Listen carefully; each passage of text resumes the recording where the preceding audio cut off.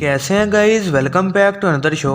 आज मैं आपको दिखाने जा रहा हूँ हैरी पॉटर सीरीज की चौथी मूवी जिसका नाम है Harry Potter and the goblet of fire. Harry Potter एक डरावने ख्वाब से जागता है जहाँ एक आदमी फ्रैंक ब्राइस को लॉर्ड वोल्डेमॉर्ट मार देता है। जब वो उसकी बातें छुपकर सुन रहा होता है वहाँ पीटर पेटिग्रू और एक और आदमी होता है। हैरी फिर रॉन और उसकी फैमिली के साथ आयरलैंड और बल्गेरिया के दरमियान होने वाले क्विडिश वर्ल्ड कप को देखता है। फिर गेम के बाद डेथ ईटर्स कैंप्स पर हमला करते हैं। डेथ ईटर्स उन्हें कहा जाता है जो वोल्डेमॉर्ट के फॉलोअर्स हों।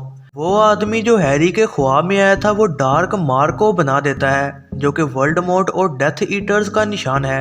हॉगवर्ट्स में Dumbledore Alastair mad I Moody को इंट्रोड्यूस करवाता है जो कि डार्क आर्ट्स के खिलाफ नया डिफेंस टीचर है। और एक अरोरा भी है। अरोरा उनको कहते हैं जो कि मिनिस्ट्री ऑफ मैजिक हायर करती है ताकि डार्क विजर्ड्स को पकड़ा जा सके। वो सबको एक मशहूर इवेंट का भी बताता है जो कि ट्राई विजर्ड टूर्नामेंट है और हॉगवर्ट्स उसकी मेज़बानी कर रहा है जिसमें 3 जादू सिखाने वाले स्कूल्स 3 खतरनाक चैलेंजेस को पूरा करेंगे। गॉबलेट ऑफ फायर उन लोगों को चूज करता है जो कि उस गेम में हिस्सा लेंगे। सेड्रिक डिग्री जो कि हफलपफ से है वो हॉगवर्ट्स को रिप्रेजेंट करेगा। विक्टर क्रम जो कि सेंट्रल अजोब के डम्सटैंग इंस्टीट्यूट को रिप्रेजेंट करेगा और फ्लोरा डे क्लोर जो कि फ्रांस की भूटान अकेडमी ऑफ मैजिक को रिप्रेजेंट करेगी।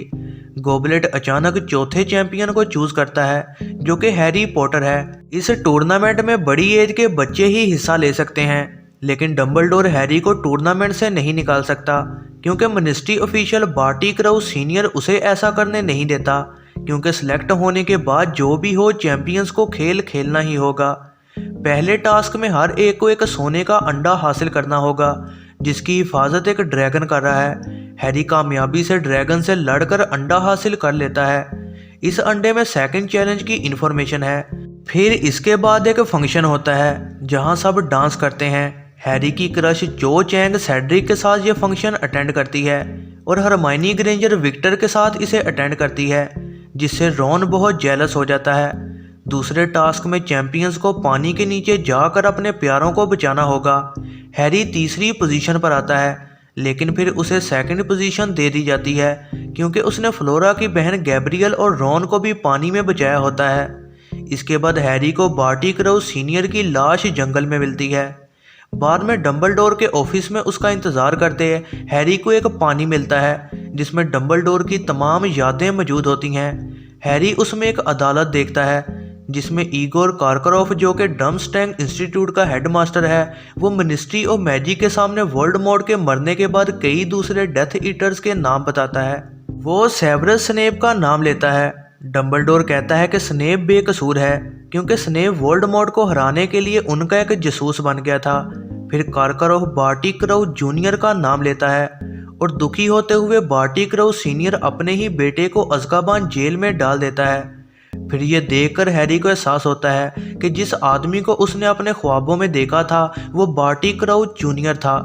फिर फाइनल टास्क में चैंपियंस एक भूल भुलैया में एंटर होते हैं और उन्हें वहां ट्राई विजर्ड कप को हासिल करना है। विक्टर पर कोई खास किस्म का जादू किया गया होता है। वो फ्लोरा को बेहोश कर देता है। फिर हैरी सेड्रिक को बचाता है जब वो भूल भुलैया में फंस जाता है।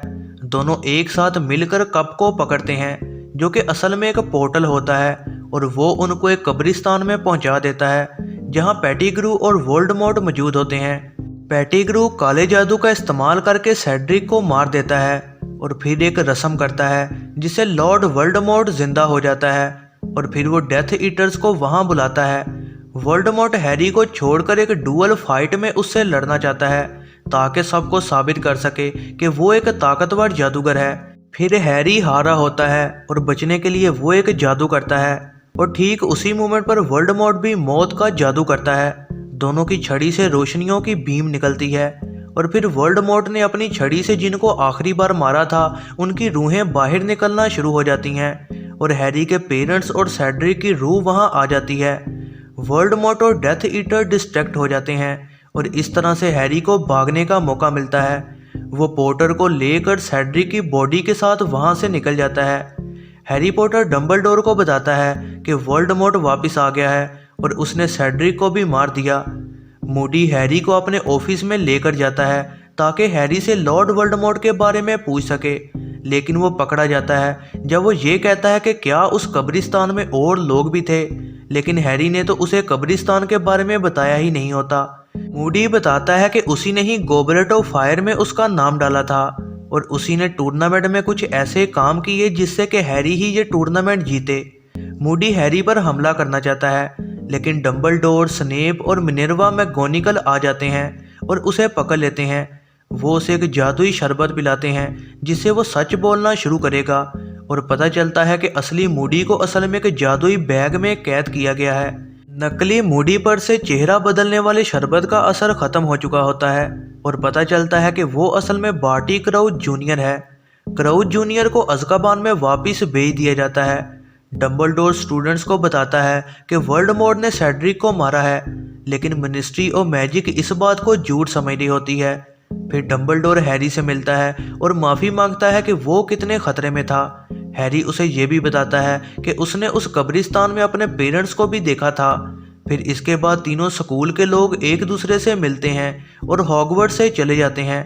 यह ज़रनाब मूवीज़ रिव्यू वीडियो पसंद आई हो तो लाइक ज़रूर कीजिएगा और ऐसी ही नई वीडियोस के लिए चैनल को सब्सक्राइब और बेल नोटिफिकेशन को ऑन करना ना भूलिएगा।